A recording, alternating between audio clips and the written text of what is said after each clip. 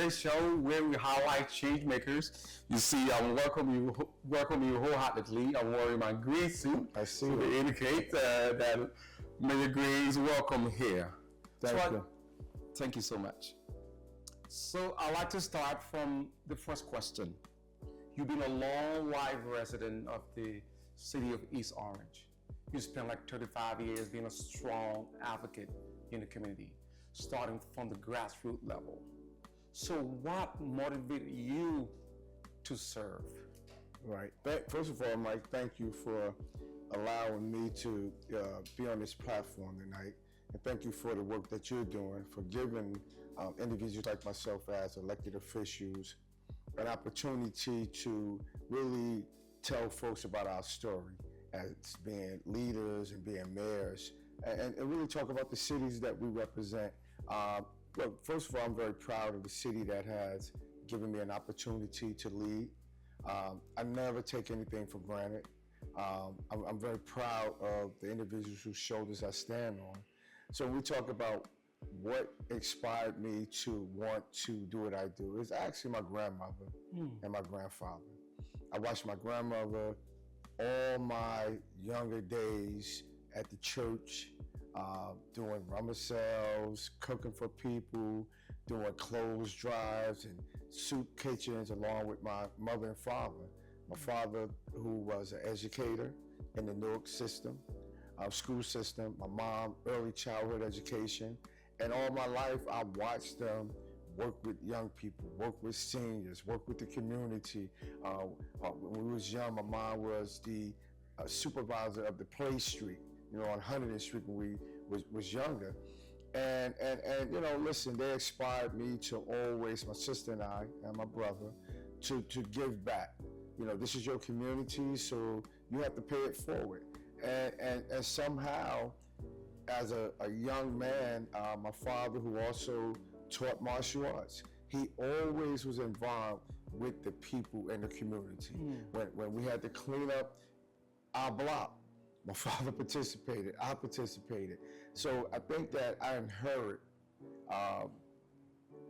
the thing they call give back and working in the community and volunteer. So, it's something I think that all of us should be inspired to give back to our community. Wow, that's such a great response, because I've seen that in you, I've experienced that in you, and the thousands of residents of East Orange have experienced that about you, being a real transformational leader that is very inspiring. So I want to talk about some of the transformation that is going on in the city, in terms of infrastructure development. I know you spend a lot of time helping people from the human capital perspective.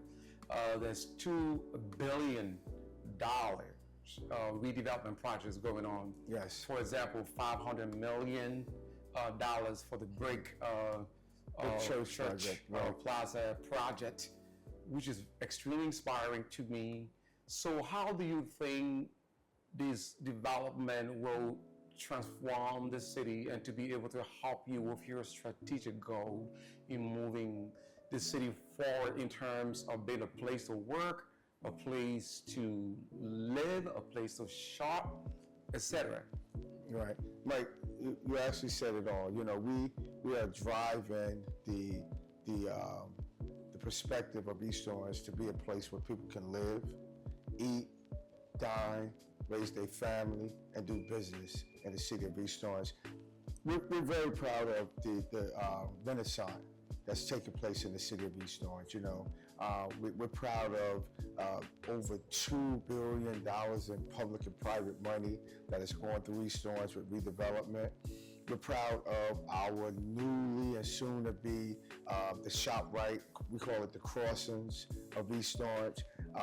We're proud of the development because it's the first kind in the history of East Orange, right? And I'm very proud because with all the redevelopment that is now happening, as a councilman, I sat on those committees and I had an opportunity to watch how this whole development arrived, right? And I'm very proud of it because there was a lot of hard work. It wasn't just the mayor. You know, you have council people, you have people that sit on the planning board, zoning board. The late Lieutenant Governor Sheila Oliver helped us with this. The late Congressman Donald Payne. All those individuals was a part of this because it was a major project. $2 billion in redevelopment is not easy. It's partnerships, right? And those individuals are just said in the names. They helped us get to where we was at. And we're proud because nothing like this ever happened in the city of East Orange.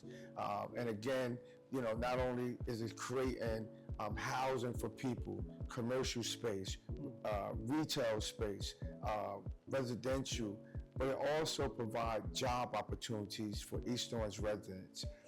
We was able to work with our Mayor's Office of Employment and Training to make sure that local residents were trained through different unions, different trades. That was our at-risk program that also engages with this project. This project is major because we're starting to see our city come back and flourish, right? But it's not that we just want people to work on the job or just come back and you know, be a part of it. Our goal is we want to be the next city to say, people say, that's where I want to be, right? So East Orange is really doing well. We're all working together in partnership to make this this project one of the best ever. You know, even though throughout East Orange is doing very well. The Lower Main Street, which we call in our arts district, right? We are kind of like telling that around our high school, 60 Tyson School of Fine Arts. We're going to probably be the first city where you're going to be able to come in East Orange, dine, go shopping, but also go watch an off-Broadway show right there at 60 Tyson School Performing Arts. And our young people are doing a great job. So this project is basically a springboard on making sure that East Orange is the place to be. Wow. Wow, you just wow me with all this like good story that think that would happen. But one of the things that I always admire about your leadership is that you always include other people that have helped you in your journey. Like for example, you highlighted the council, you highlighted our late Lieutenant Governor Sheila Oliver, our late Congressman Donald Payne, and some other community people. So that is very inspiring. So I'd like to get into public safety. We all know public safety is a very important issue in every community. There has been a significant reduction in terms of overall crime in the city, particularly violent crime and shooting. So what are some of the strategies that you employ? Because people want to know about it, you know? So, Mike, one thing I learned, what drives a city when people wants to move in a place called East Orange, they look at three things. They look at educational system, they look at the crime, and they look at the people that's in the community. Public safety is the number one thing that drives people to move into a city. And we're proud of our police force. We're proud of the men and women who work hard each and every day to keep our crime down. 81% crime reduction is not easy. And we did that with a great police chief, Phyllis Bendy. We have a great director, Maurice Boyd. But it's the team of men and women who believe in East Orange and believe in their job, right? And understand how significant it is to make sure that the only way we can sell our city with all this redevelopment, as we talked about earlier, and we talk about our school system, people want to feel safe. When people move in your city, they want to make sure when their kids go to school, they're safe. When they're coming home from work, they're safe. If I walk out there and walk my dog and my pet, I want to feel safe. And look, you know, we are on the cluster of technology too. You know, it's not just all the men and women. We have cameras throughout the city that helps us also, you know, deter crime. We have good policing. We also have in a minute, get ready to launch a drone program where we're going to be able to track crime in our city and track people that wants to come into East Orange and do crime.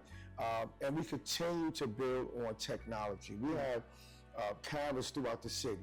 You know, most people when they ride through East Orange and they're parked on a bus stop or they parked in a handicapped space, first thing they say when they go to court, how did y'all give me a ticket and no police officer came? Because our technology is we can zoom right in on that bus stop and see your license plate, and that's how you're violating. You can't park on the bus stop. You're violating the law. But the point I'm making, we set that tone.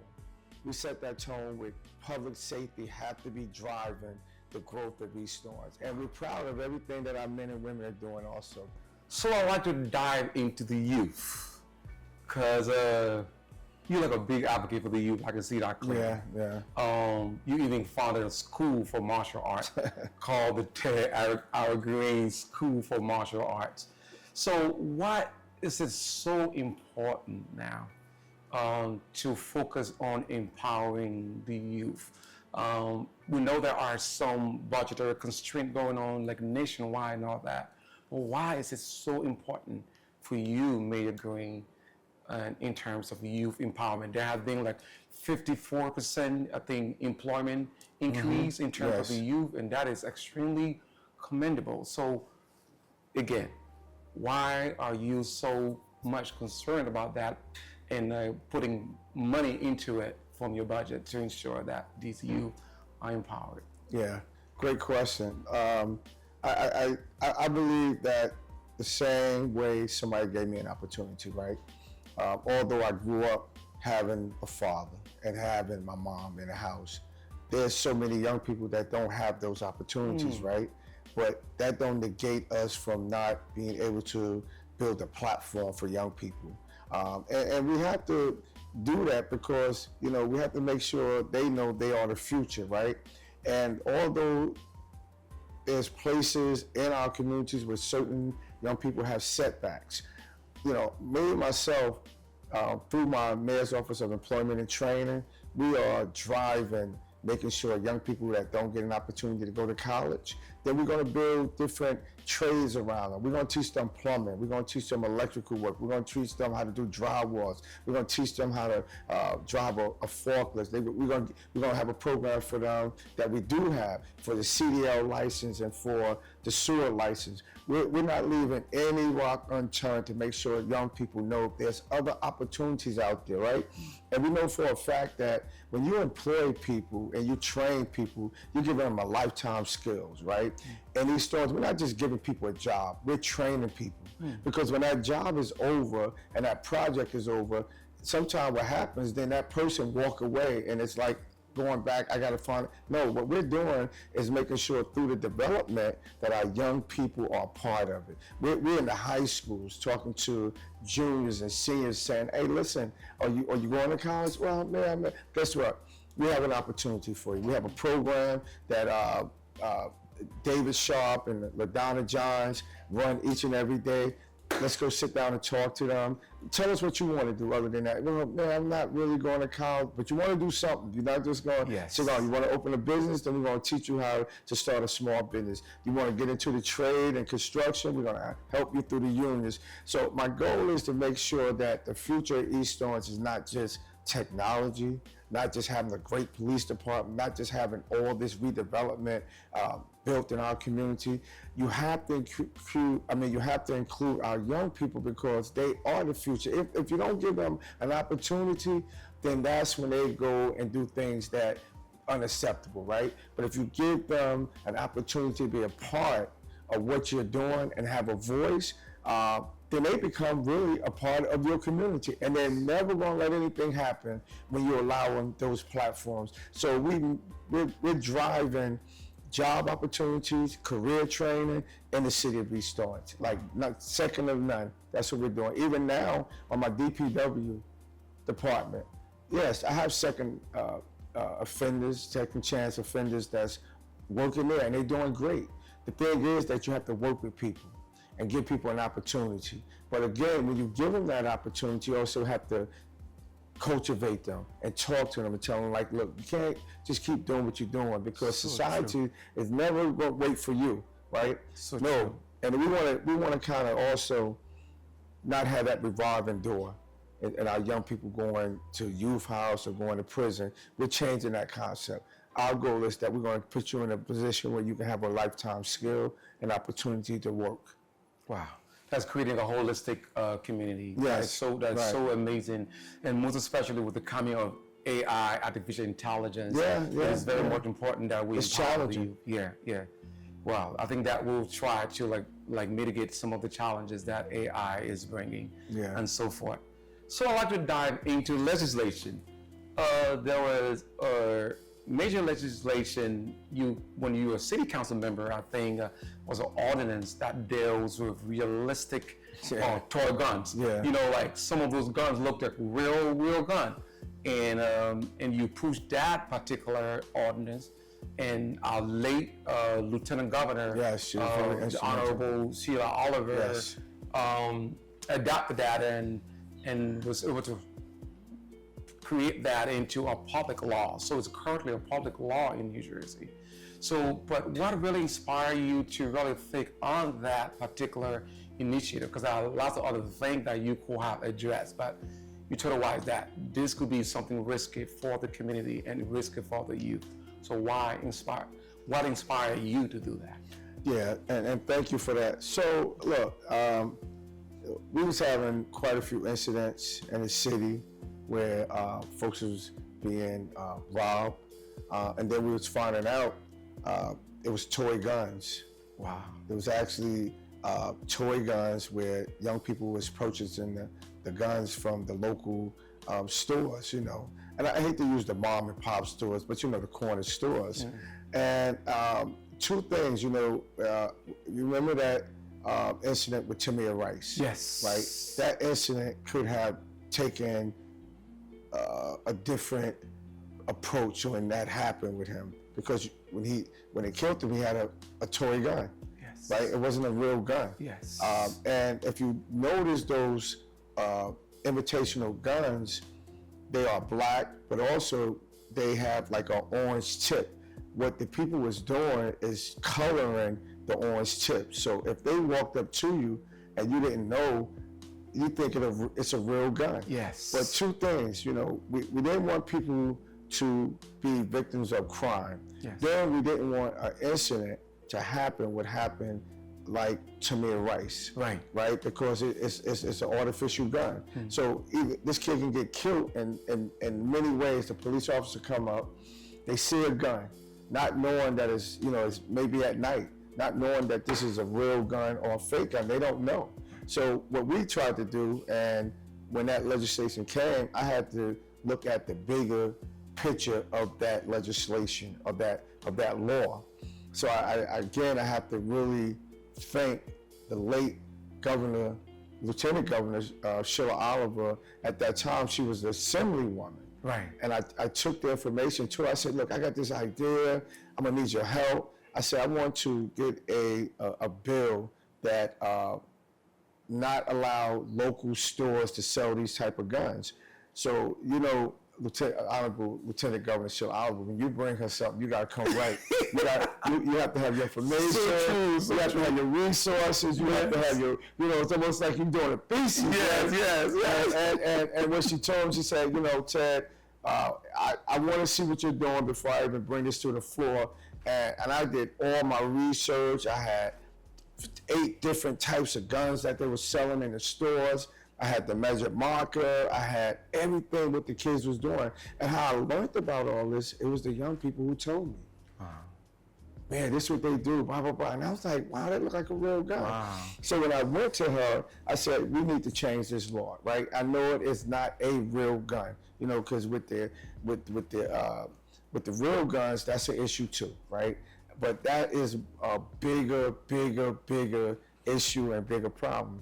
And I sold her what I wanted to do. I sold her my idea.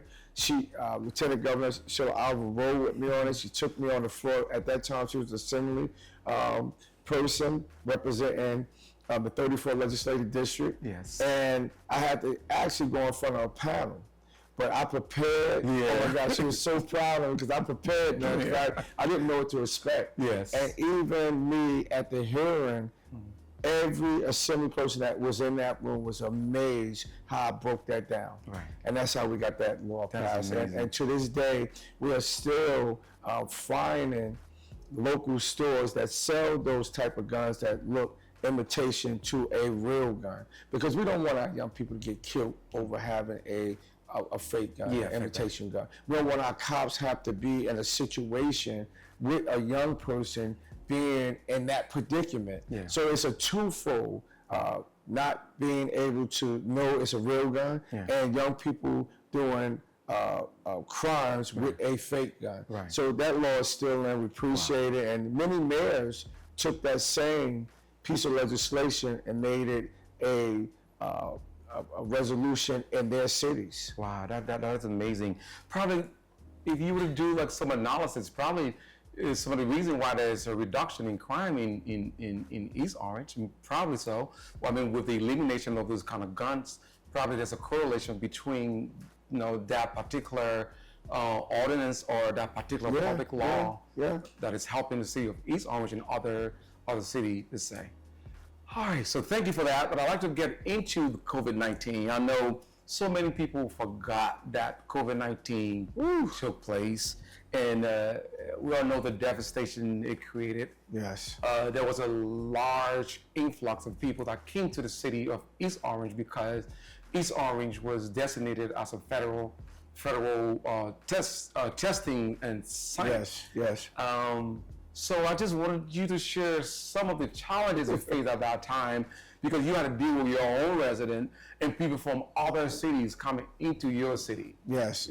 Well, first of all, you said exactly. It was a challenge, right?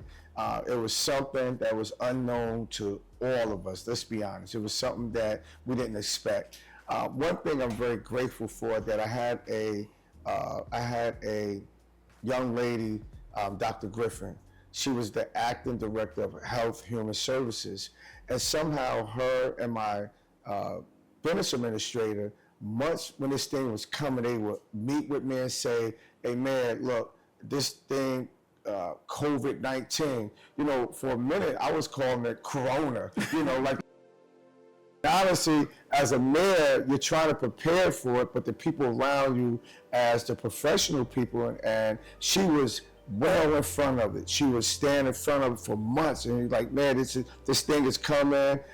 It's really getting people sick. How we going to prepare? And my dad used to always teach us this thing. He had this word. He said, proper preparation bring proper performance, meaning that you have to be proper ready for your proper performance, meaning that get ready.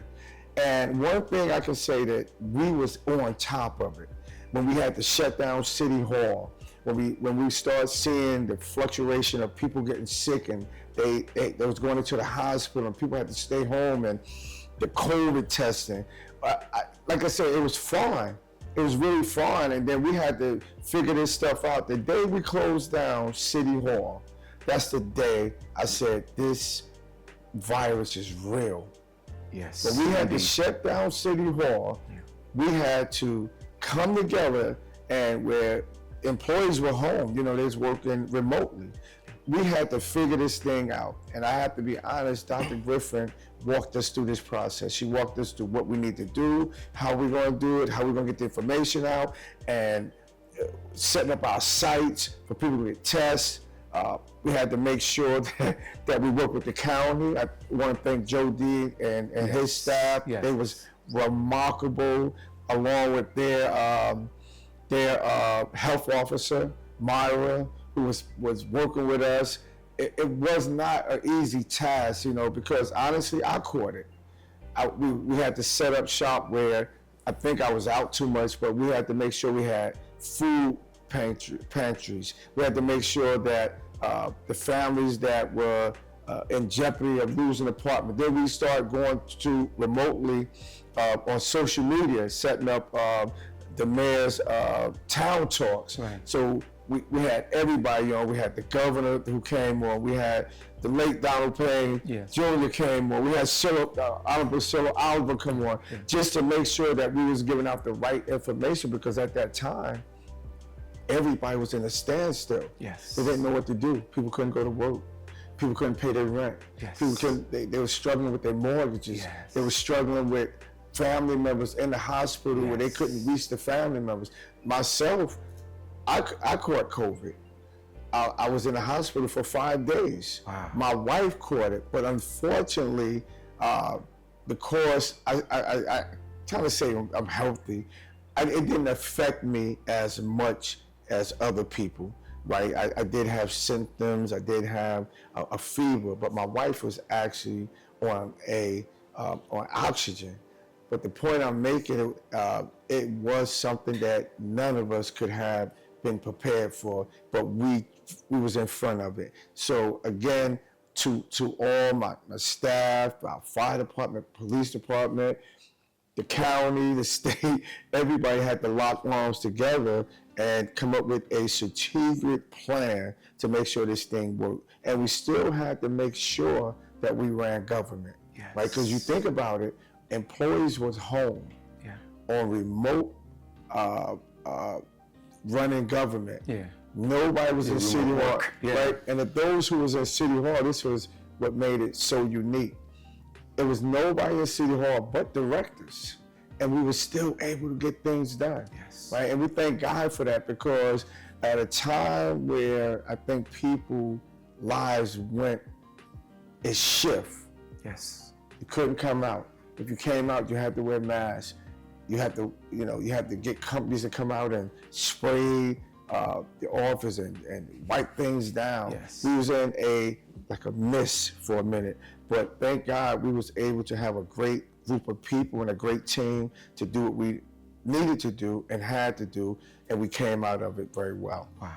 I mean, you just took my mind back on this moment.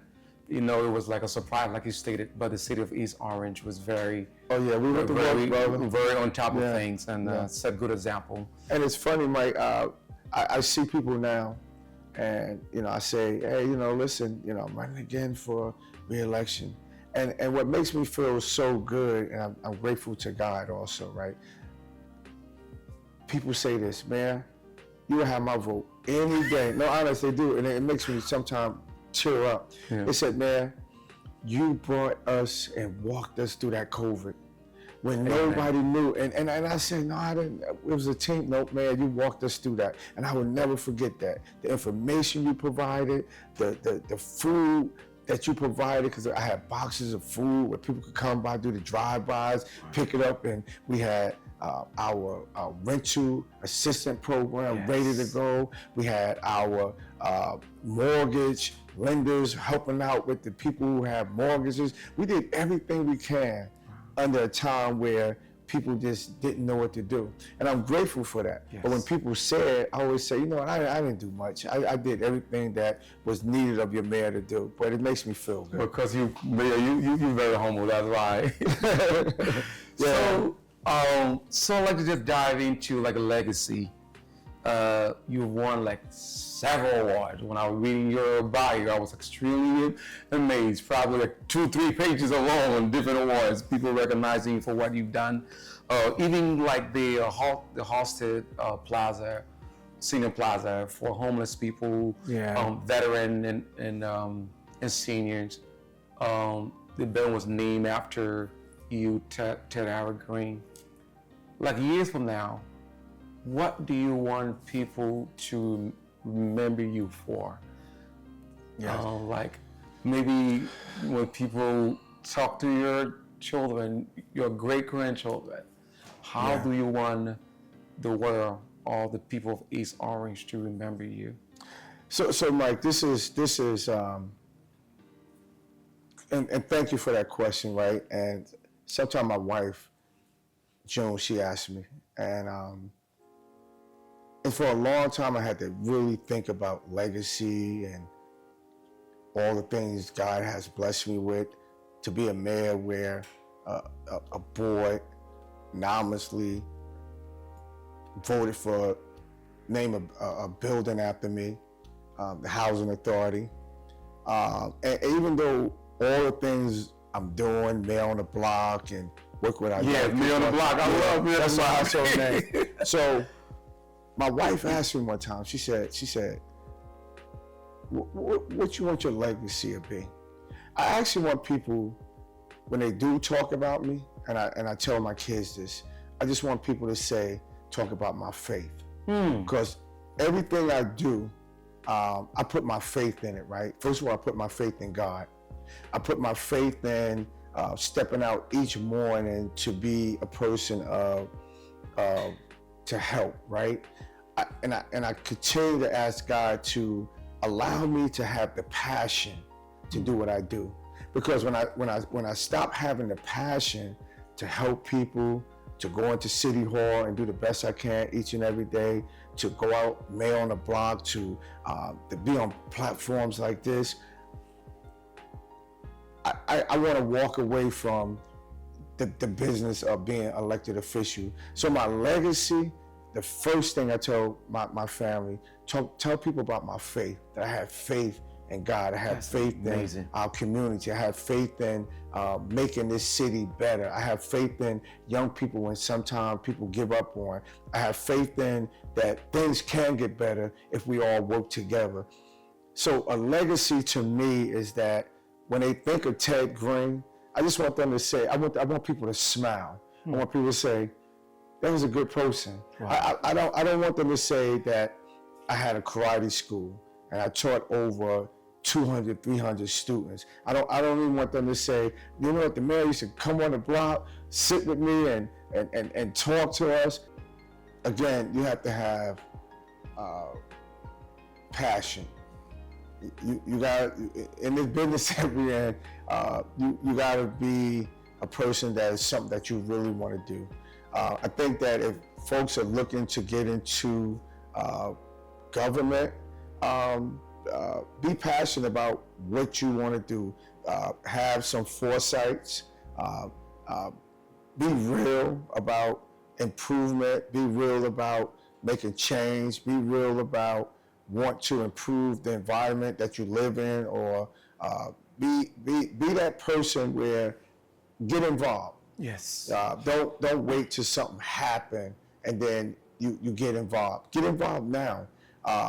Become part of going to the PTA meetings, going to the PTO meetings, going to council meetings, going to the board education meetings. Get involved. Start sitting and looking at what's going on in your community. And be a voice. Be a voice for your community. Don't be a voice when, like I say, when things bad happen. Be a voice at a time where, you know what, let me go and chime in on this conversation. And it's rewarding. Being an elected official, being a public servant, being a community activist, it's rewarding. It's rewarding because we owe it to our ancestors. We owe it to the people whose shoulders that we stand on. You hear that all the time. Yes. And we have to pay it forward. But again, look what's happening in our democracy. Look what just happened. We had a African-American woman that ran for president. Yes. She didn't win, right? And she didn't win. Prepared, qualified. Right. Prepared and qualified. Right. And prepared and qualified and educated and articulated the issues. But somehow it wasn't enough. But do that allow us to get deterred from fighting again, right? I think that people can never get complacent if you're going to be in this thing you call a politician or elected official. And it ain't easy being elected official, especially on a local level. Yes. Local level of government is the hardest. I don't mean to discredit anybody. Local mayors get blamed for everything. You're gonna get blamed for your budget. You're gonna get blamed for the pothole. You're gonna get blamed for the light. You're gonna get blamed for this. You're gonna get blamed if a kid accidentally get hurt, and we get blamed for a lot. But what's rewarding when you can come in the community and face those challenges, not just by yourself, with a group of people and a team that cares. So if I can give any advice, Get in it because you want to see change. Get in it because you want to make a difference in your community. Get in it because you want to see a future for yourself, for your community, and for years to come. Because we do make a difference. So, wow. Man, me agree. I was just imagining like a preacher man, like a preacher, like speaking to me right now. Because it was very uplifting and inspiring. So, Mayor, I want to thank you so much for being on Michael K. Great show. Do you want to say something to the people of East Orange? Yes. You know, so with your cameras right there. Right. So, Mike, thank you, man. You have inspired a lot of us also, man. Your energy, your tenacity, your drive over the years.